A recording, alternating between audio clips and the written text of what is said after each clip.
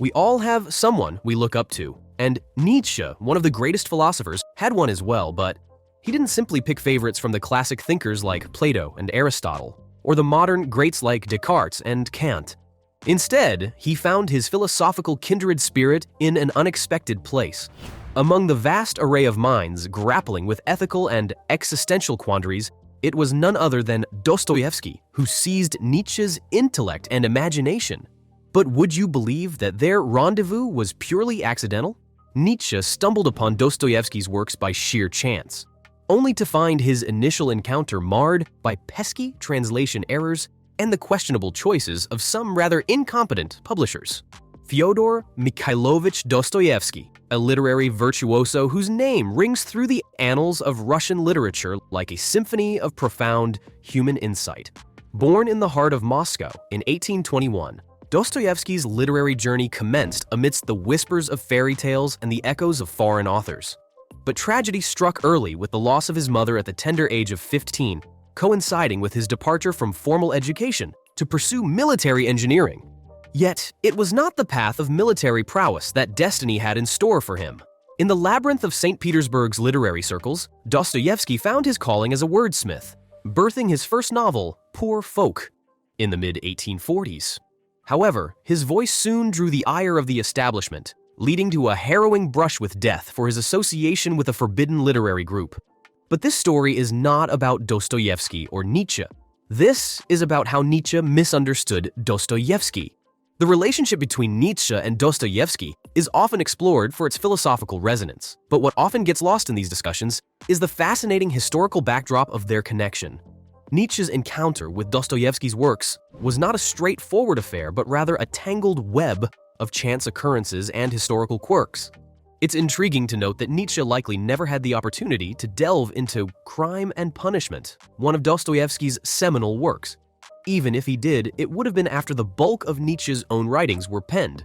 Moreover, the brothers Karamazov, another cornerstone of Dostoevsky's oeuvre, remained untranslated during Nietzsche's lifetime, leaving him in the dark regarding what many consider Dostoevsky's magnum opus.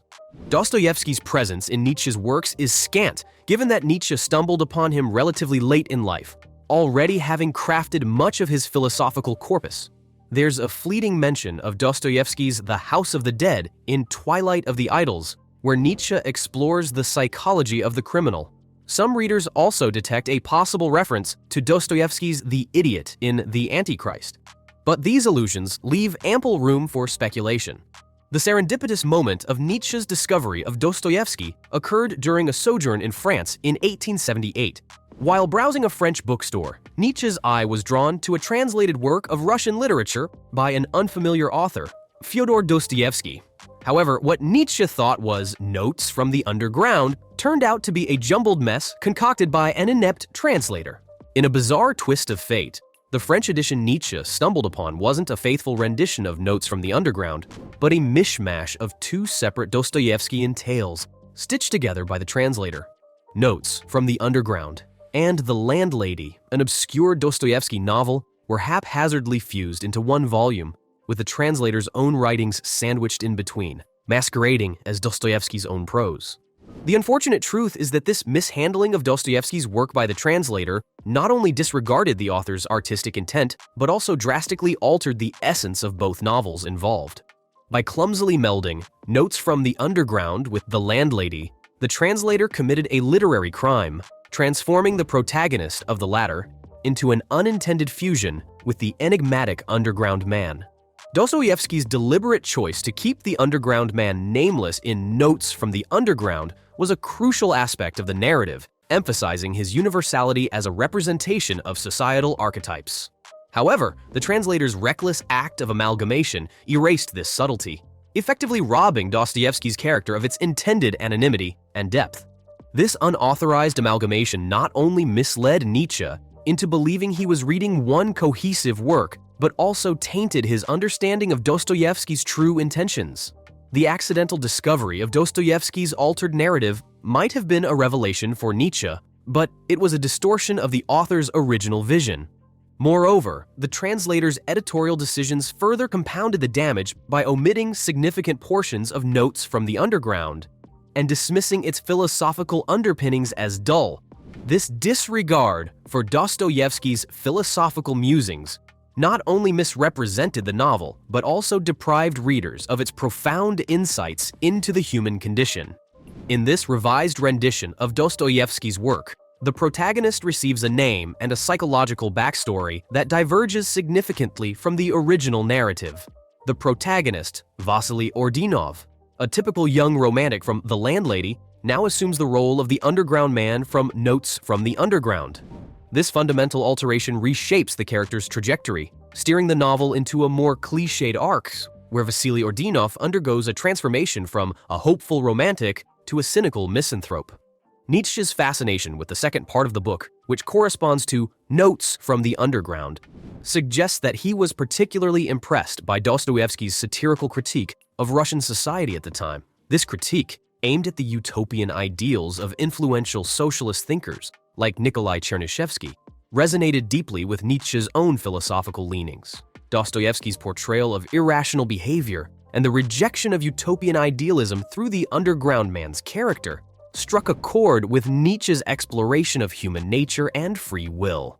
However, it's likely that Nietzsche overlooked the satirical aspect of Dostoevsky's work, focusing instead on its psychological depth.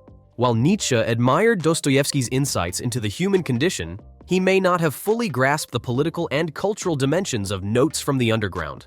The translation itself further obscured these aspects, with mistranslations and omissions diluting the novel's intended message. Yet, this oversight isn't necessarily a flaw, as it allowed Nietzsche to delve deeply into the psychological aspects of the novel, which he believed to be Dostoevsky's forte. For Nietzsche, the underground man's erratic behavior was a reflection of the existential struggle against a deterministic universe, emphasizing themes of individuality and freedom. The fact that Dostoevsky may have infused elements of satire into his character's behavior doesn't diminish the profound psychological portraits he created, especially for Nietzsche. For Nietzsche, the underground man was not merely a satirical figure, but an authentic portrayal of human struggle, a man grappling with his place in society and the universe. Nietzsche's frequent mentions of Dostoevsky in his work and his recommendations to friends sparked a fresh appreciation for Dostoevsky's psychological depths, inviting readers to discover new layers of meaning in his characters. Similarly, one can interpret Crime and Punishment from a Nietzschean perspective, even if Nietzsche never read the novel himself and Dostoevsky was unaware of Nietzsche. The beauty of great ideas is their universality. They offer perspectives on the human condition that transcend historical and cultural contexts. We're free to analyze works like The Brothers Karamazov from a Nietzschean lens without fear of literary persecution. After all great art delves into similar themes and ideas.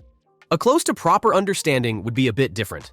The underground man's narrative in Dostoevsky's work brims with intricate ideological references and profound discussions on the political landscape of his era. Through his fiction, Dostoevsky wields a potent tool of ideological discourse, challenging prevalent notions such as nihilism and rational egoism.